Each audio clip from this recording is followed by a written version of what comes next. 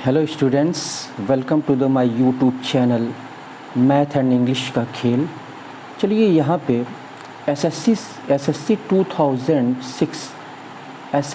2006 में ये क्वेश्चन पूछा गया है। इस क्वेश्चन को हम सॉल्व करते हैं। ये क्वेश्चन क्या कह रहा है? यहाँ पे कह रहा है ये एक परीक्षा में लड़के और लड़कियों की एक कक्षा का औसत स्कोर ए है। यहाँ पे दिया हुआ है कक्षा में लड़के और लड़कियों का अनुपात 3:1 है। यदि लड़कों का औसत स्कोर A+1 हो तो लड़कियों का औसत स्कोर बताओ। यहाँ पे कह रहा है, तो यहाँ पे रेशियो में दिया हुआ है। यहाँ पे दिया हुआ है एक परीक्षा में लड़के और लड़कियों की एक कक्षा का औसत स्कोर यहाँ पे ए दिया हुआ है। तो अब यहाँ पे लड़के और लड़कियों का अनुपात कक्षा में 3:1 दिया हुआ, तो यहाँ पे लड़कों का हम 3x मान लेंगे, लड़कों की संख्या 3x और लड़कियों की संख्या हम x मान लेंगे। तो चलिए यहाँ पे मान लेते हैं, ठीक है। जो बच्चे कॉम्पिटिटिव एग्जामिनेशन की तैयारी कर रहे हैं तो स्टेटमेंट लिखने की आवश्यकता नहीं है, फिर भी मैं यहाँ पे आपके समझने के लिए लिख दे रहा हूँ। तो यहाँ पे मान के हम चलेंगे, ठीक है। माना लड़कों की संख्या हमने मान लिया 3x, 3 यहाँ पे दिया है रेशियो में, 3x मान लिया। और लड़कियों की संख्या ये मैं लिख रहा हूँ आपके समझने के लिए, x हमने मान लिया। अब यहाँ पे दोनों का औसत यहाँ पे a दिया हुआ है, a लड़कों की संख्या प्लस लड़कियों की संख्या। तो यहाँ पे लड़कों की संख्या कक्षा में यानी टोटल स्टूडेंट्स की संख्या कुल कितनी हो जाएगी क्लास में, ठीक है। तो यहाँ पर कुल स्टूडेंट्स हो जाएंगे यानी कुल छात्र हो जाएंगे आपका 3x + 1x, ये ऐड कर देंगे, जोड़ देंगे तो ये 4x हो जाएगा आपका 4x। अब यहाँ पे कुल छात्र इतने हो गए और उनका औसत यहाँ पे इतना दिया हुआ है, औसत स्कोर दिया हुआ है। तो टोटल स्कोर यानी कुल स्कोर कितना होगा 4x छात्रों का। तो यहाँ पे कुल स्कोर हो जाएगा कुल स्कोर। तो यहाँ पे औसत से हम क्या करेंगे, जो औसत दिया हुआ ए कुल छात्रों से इसका मल्टीप्लाई कर देंगे तो 4x और इंटू ए हो जाएगा ये कुल स्कोर। इसके बाद से कह रहा है कि यदि, अब यहाँ पे यदि लगाया है, यदि लड़कों का औसत स्कोर A+1, अब यहाँ पे कह रहा है लड़कों का औसत स्कोर A+1, तो A+1 यहाँ पे लड़कों की संख्या हमने माना है 3x, तो लड़कों का कुल स्कोर कितना होगा, तो ये A+1 का हम मल्टीप्लाई कर देंगे इस 3x में, तो लड़कों का कुल स्कोर निकल जाएगा यहाँ पे। तो चलिए यहाँ पे लड़कों का कुल स्कोर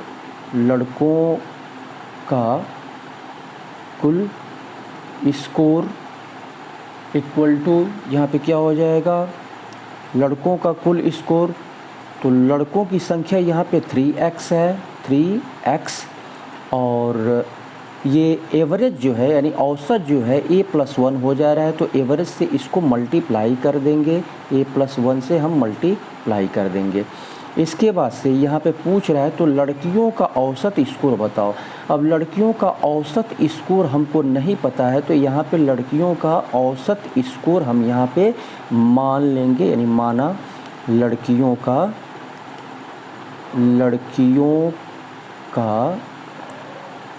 औसत स्कोर हमने मान लिया P मान लिया हमने। तो अब यहाँ पे लड़कियों की कुल संख्या कितनी है x, तो कुल संख्या में ये औसत स्कोर से हम मल्टीप्लाई कर देंगे तो कुल स्कोर यहाँ पे निकल के आ जाएगा, ठीक है। तो यहाँ पे लड़कियों का कुल स्कोर, लड़कियों का कुल स्कोर हो जाएगा, लड़कियों की कुल संख्या कितनी है x, तो xp हो जाएगा, xp। अब यहाँ पर लड़कों का कुल स्कोर और लड़कियों का कुल स्कोर, तो तो यहाँ पे लड़के और लड़कियों का कुल स्कोर इतना है, यानी ये लड़कों का कुल स्कोर प्लस लड़कियों का कुल स्कोर इसके लड़के लड़कियों के कुल स्कोर के इक्वल होगा। तो यहाँ पे लिखेंगे ये लड़कों का कुल स्कोर यानी 3x इंटू a+1 और plus x p equal to कुल स्कोर यानी 4x इंटू a। अब यहाँ पे हम देखते हैं कि 3x का मल्टीप्लाई हम इन दोनों में करेंगे, a में करेंगे पहले, उसके बाद से 1 में करेंगे, तो ये हो जाएगा 3x इंटू a या a लिख सकते हैं, और प्लस 3x और plus x p equal to ये 4xa हो जाएगा, 4xa। अब यहाँ पे 3xa और यहाँ पे है 4xa, तो 3xa को हम इक्वल के राइट साइड में शिफ्ट करेंगे, तो 4xa में से 3x, तो ये इसके पहले प्लस है, उधर जाएगा तो माइनस हो जाएगा, तो 4xa में से 3xa को माइनस करेंगे तो केवल xa बचेगा, तो ये हो जाएगा xa, यहाँ पे लिखते रहे हैं xa, इसके तो इधर बचा क्या आपका लेफ़्ट साइड में, ये बचा आपका 3x प्लस xp, इतना हुआ। तो अब यहाँ पे xa है, हमको निकालना क्या है, हमको निकालना यहाँ पे पूछ रहा है लड़कियों का औसत, और लड़कियों का औसत हमने माना है p माना है हमने, लड़कियों का औसत यहाँ पे हमने p माना है।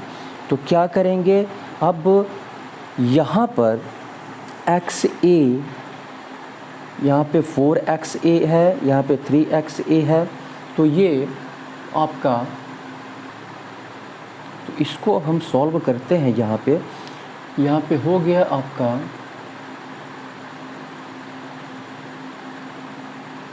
xa equal to 3x plus xp।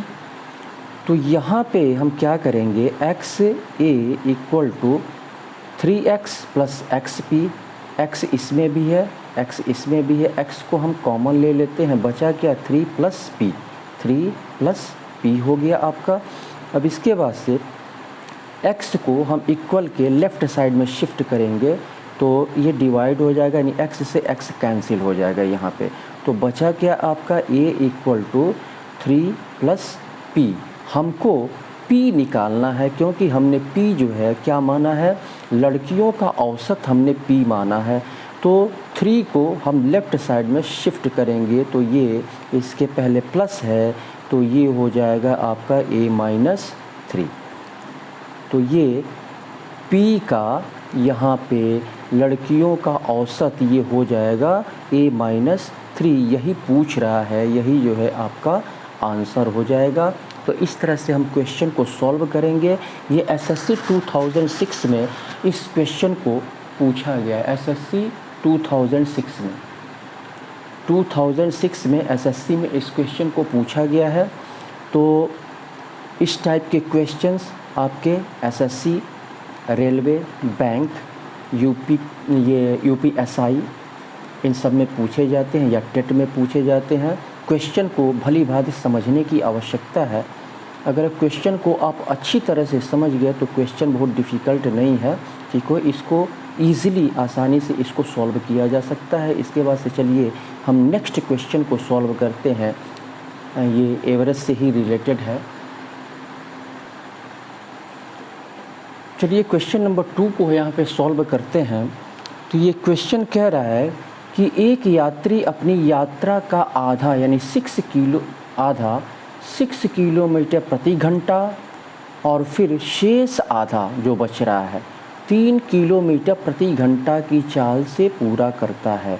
अब यहाँ पे मान लीजिए कि यहाँ से यहाँ तक का डिस्टेंस, यहाँ से और यहाँ तक का डिस्टेंस जो भी हो, तो ये डिस्टेंस यानी दूरी, तो इसका हाफ, यहाँ पे हाफ होगा, तो यहाँ से यहाँ तक ये पूरा करता है 6 किलोमीटर प्रति घंटा की चाल से, यहाँ से यहाँ तक जाता है। और फिर यहाँ से यहाँ तक जो है 3 किलोमीटर प्रति घंटा की चाल से ये जाता है और पूरे डिस्टेंस को कवर करता है। तो कह रहा है यहाँ पे, तो उसकी बस इतना ही इसमें दिया हुआ है। उसके बाद से कह रहा है उसकी औसत चाल क्या है, औसत चाल यहाँ पे पूछ रहा है। तो एक शॉर्टकट मेथड है कि औसत चाल का फार्मूला ये होता है, औसत चाल equal to 2xy upon x plus y, ये होता है। ठीक है, अब यहाँ पे x क्या है, x जो है ये पहला स्पीड है और y जो है ये दूसरा स्पीड है। तो यहाँ पे इक्वल टू यानी 2 और x कितना है यहाँ पे 6 किलोमीटर प्रति घंटा की स्पीड है, तो 6 से मल्टीप्लाई करेंगे। फिर y क्या है 3 किलोमीटर अपॉन यहाँ पे x यानी 6 और प्लस 3 ऐड हो जाएगा ये आपका। उसके बाद यहाँ पे क्या होगा इक्वल टू, तो ये आपका ये मल्टीप्लाई हो जाएगा। यहाँ पे पहले हम ऐसे रख सकते हैं 2 × 6 × 3 डिवाइडेड बाई 9 हो जाएगा। 3 से ये कैंसिल हो जाएगा, 3 3 जा 9 और फिर 3 2 जा 6 और 2 × 2 हो गया, तो ये हो गया आपका 4 किलोमीटर पर आवर। यही आपका आंसर हो गया। ये शॉर्टकट ट्रिक का ये फॉर्मूला है, इसको याद रखने की आवश्यकता है। यानी एक ही डिस्टेंस को जब दो अलग अलग स्पीड से कवर करने की बात हो डिस्टेंस को, तो हम ये फार्मूला हम लागू करते हैं। 2 और यानी average speed 2xy upon x plus y। तो इस तरह से यहाँ पे xy का वैल्यू रख करके हम यहाँ पे निकाल लेंगे। तो ये 4 किलोमीटर एवरेज स्पीड यानी औसत चाल 4 किलोमीटर पर आवर ये निकल के सामने आ रहा है। यही जो है आंसर होगा। क्वेश्चन को अच्छी तरह से समझ लीजिए आप, उसके बाद से आप इस टाइप के क्वेश्चंस को आप सॉल्व कीजिएगा। और आप कॉम्पिटिटिव एग्ज़ामिनेशन की अगर तैयारी कर रहे हैं तो ये सब स्टेटमेंट लिखने की आवश्यकता नहीं है। ठीक है, आपको सीधे आपको रख करके मल्टीप्लाई करके ऐड करके और डिवाइड करके आपको निकाल देना है। चलिए इसके बाद से हम नेक्स्ट क्वेश्चन को सॉल्व करते हैं। नेक्स्ट क्वेश्चन क्या कह रहा है यहाँ पर, चलिए क्वेश्चन नंबर 3 को यहाँ पे सॉल्व करते हैं।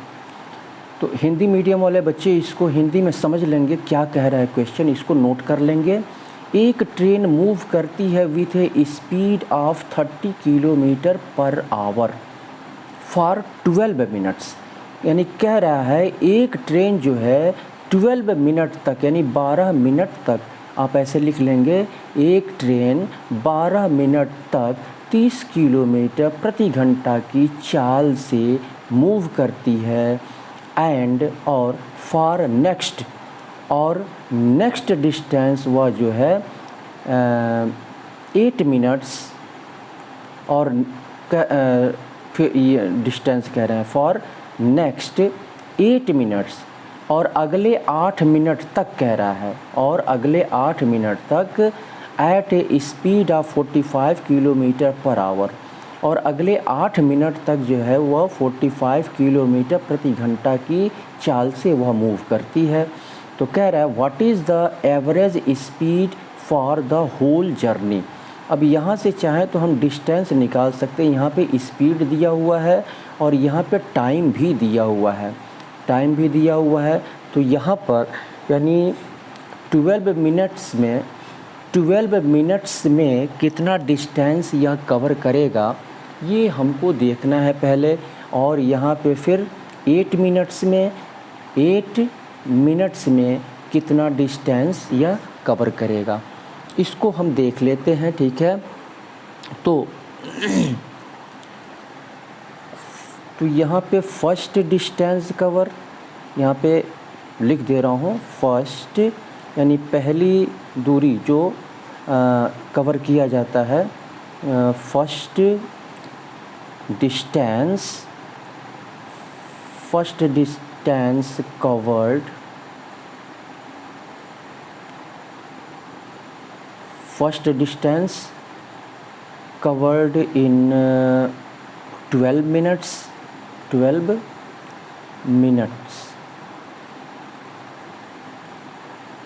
तो यहाँ पे क्या करेंगे, डिस्टेंस निकालने का फॉर्मूला क्या होता है, डिस्टेंस, ये फार्मूला मैं यहाँ पे लिख दे रहा हूँ, आप इसको नोट कर लेंगे। डिस्टेंस ये हो जाएगा आपका, distance equal to speed into time हो जाएगा, स्पीड इनटू टाइम, यानी दूरी इक्वल टू चाल इनटू समय हो जाएगा।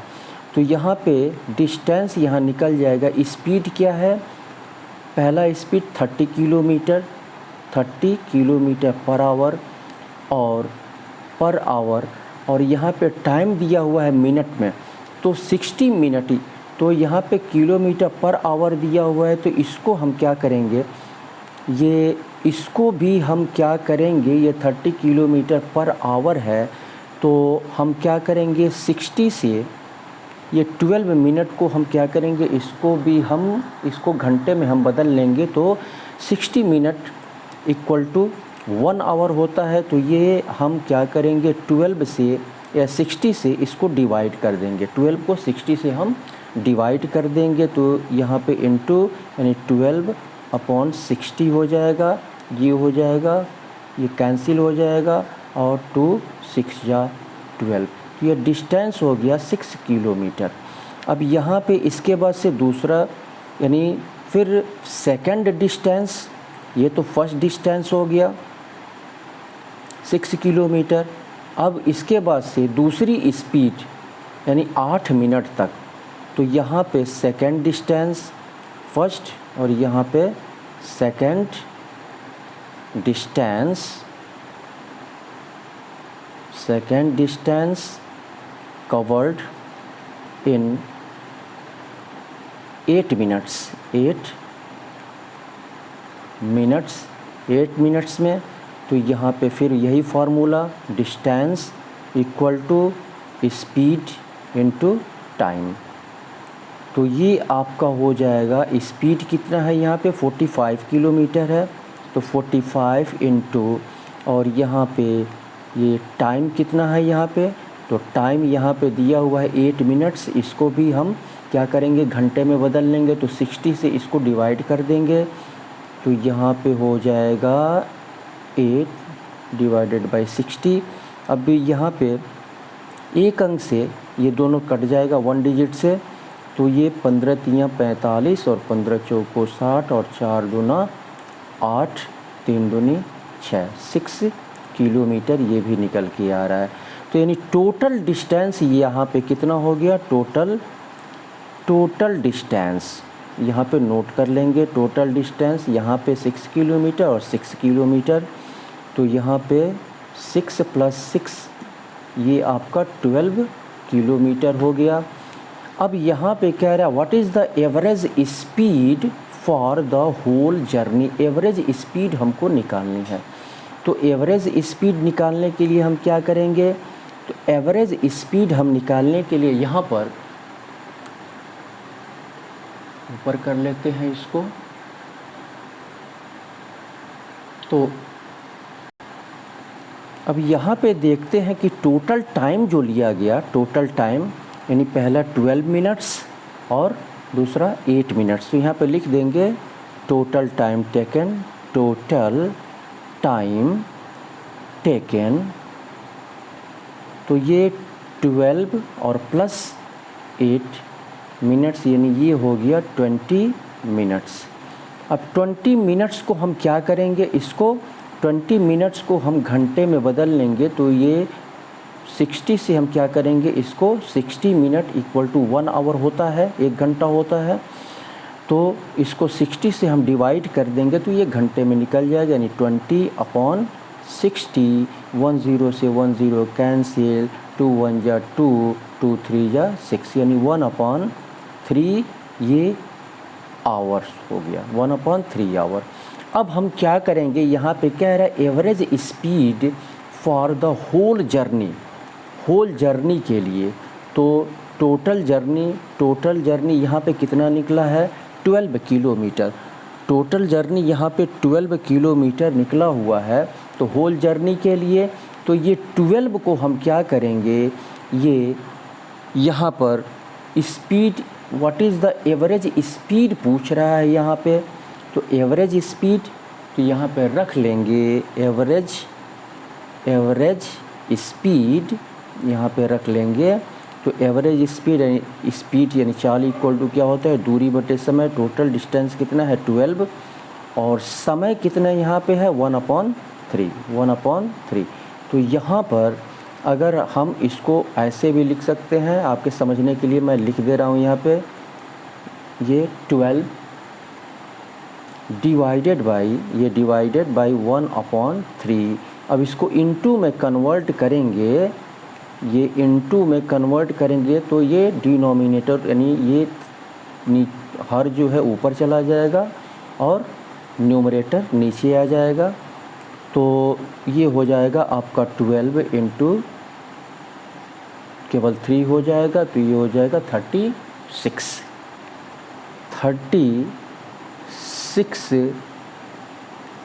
स्पीड किलोमीटर पर आवर हो जाएगा।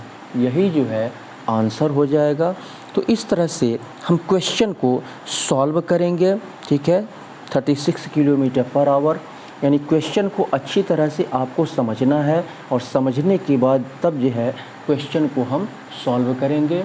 तो ये क्वेश्चन जो है, ये भी क्वेश्चन एसएससी में पूछा गया है, ठीक है। और ये क्वेश्चन एसएससी में फिर एमबीए में भी पूछा गया है आपका ये क्वेश्चन, और बैंक में भी इस टाइप के क्वेश्चंस आते हैं, यानी 1 डे कॉम्पिटिटिव और यूपीएसआई में भी इस टाइप के क्वेश्चंस आते हैं। आपको इस टाइप के क्वेश्चंस जितने भी मिलें आप क्वेश्चन प्रैक्टिस करते जाइए, ठीक है। जितना ज़्यादा आप प्रैक्टिस करेंगे, क्योंकि कॉम्पिटिटिव एग्जामिनेशन के लिए टाइम का लिमिट होता है और उसी लिमिट टाइम के अंतर्गत आपको क्वेश्चन को जितना जल्दी हो सके उतना जल्दी आपको सॉल्व करना रहता है। तो आप ज़्यादा से ज़्यादा प्रैक्टिस करें, ठीक है। तो आप देखेंगे कि कुछ दिनों के बाद आप जैसे ही क्वेश्चन को देखेंगे, आप क्वेश्चन तुरंत आपके समझ में आ जाता है कि उसको करना क्या है, और इस तरह से आप 3-4 स्टेप आगे की सोच लेते हैं और क्वेश्चन सॉल्व हो जाता है। तो आप प्रैक्टिस करें, और अभी तक आप हमारे चैनल पे नए हैं तो कृपया आप इसे सब्सक्राइब कर लें। सब्सक्राइब करने में कोई पैसा नहीं लगता है, तो कृपया आप इसे सब्सक्राइब कर लें। कृपया आप इसे सब्सक्राइब करें, लाइक करें, शेयर करें, और ताकि मैं इससे भी अच्छा वीडियो आपके सामने रखता जाऊं। इसी के साथ मैं सुशील कुमार आपसे अनुमति लेता हूं। बहुत बहुत धन्यवाद।